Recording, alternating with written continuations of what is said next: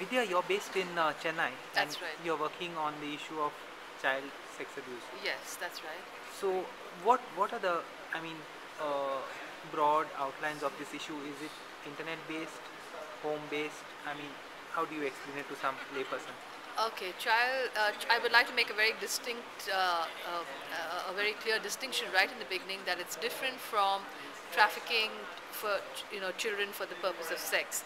We work on children who are involved, who are made to be involved or in some sort of sexual behavior activity by people known to them. Yeah, It's usually in the context of a relationship of trust, yeah, responsibility, or authority.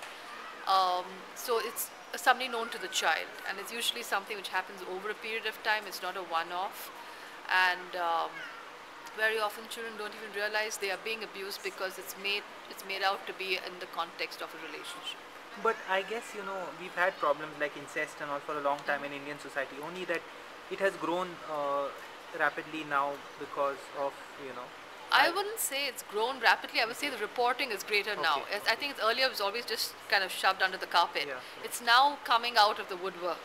yeah, But I don't think the incidence has increased. I think the reporting is increasing, but unfortunately, our systems are not in place to respond effectively and appropriately to the reporting. So, what is the nature and scope of the problem? You have an urban face and a rural face to it, and Not really. I would say it's one of the most universally demographic of all crime. There is no demographic Yeah. separating it, rather.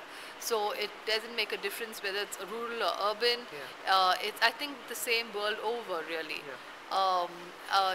The boys are reporting as much abuse as girls. Yeah. That's something which is quite surprising to most people, because even for those who were working on child rights, they knew boys were abused, but they didn't know in the kind of how much really. Abusers are known to the child.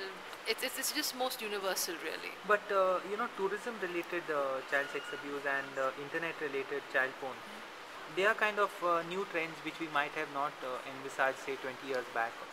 Uh, I think India, in terms, I mean, I don't particularly work on tourism-related child sexual exploitation, though I work in a very off-the-record way on tracking offenders with other international networks working on the issue.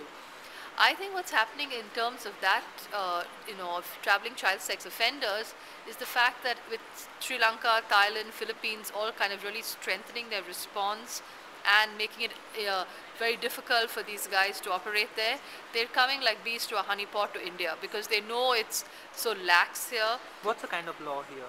We don't have a law. We don't have a law on child sexual abuse, and I mean, the Law Commission has suggested one, Supreme Court in many judgments has recommended one, but there's nothing which is really in the offing right now. So, what's the strategy of your NGO? I mean, what's Actually, it's interesting you're saying this because we're going to be working with National Law School starting from next month, where we have, at least it's Tulir's personal goal that by the third... the name of it is? Not the strategy, our organization's name is Tulir. We've decided by the third session of Parliament after the elections, we will ensure there's a law in place to address sexual violence against children. And we're starting with, I mean, that's the final goal.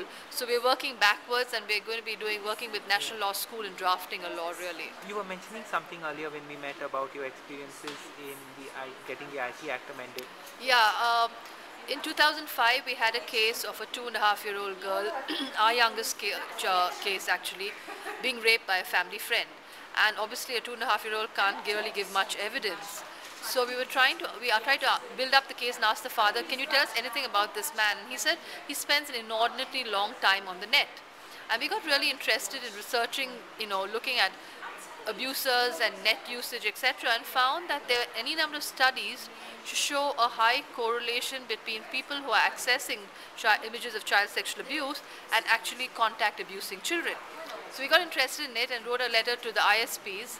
By that time, there was something called a model child pornography law available, for countries who were putting together a law. And one of it was, what is ISP responsibility? So we wrote to the Internet Service Providers Association of India saying, so what do you think your guy's responsibility it is? And it was like I set the cat among the pigeons. They wrote back such nasty mails. It was just a very simple question. And they referred me on to CERT-IN. We talked to Dr. Gulshan Rai there. Certain is the kind of authority looking after. IT, and Dr. Gulshan Rai there, who heads it, told me, oh, there's nothing much which can be done, and etc., etc. So I got really interested in this, and at that point in time, somebody tipped me off, saying that the expert committee to the amendments had suggested child pornography be included, but in the bill which was introduced in Parliament, all references to it had been deleted.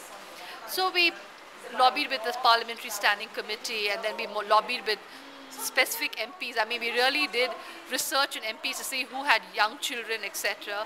Lobbied with them, did a lot of stories with the media, got media quite, interested in the issue. And we're very pleased that in December last year, the IT Amendment Act was passed. Lots of it is controversial, but child pornography was included in a very, very strong way. So. Do people generally understand the issue?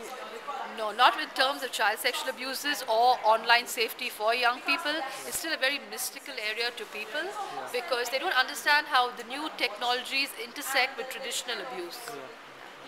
And also in certain ways, I think these are global plagues and fashions which were not existing maybe. Totally, it transcends boundaries. I mean, the example we use always to make our point is that the famous case of the children being raped in Romania, pay site in Russia, website hosted in UK, server in Austria, and in the 24-hour stakeout they did before they closed down the site, there were people from 77 different countries visiting it. Thanks a lot for this. Yeah.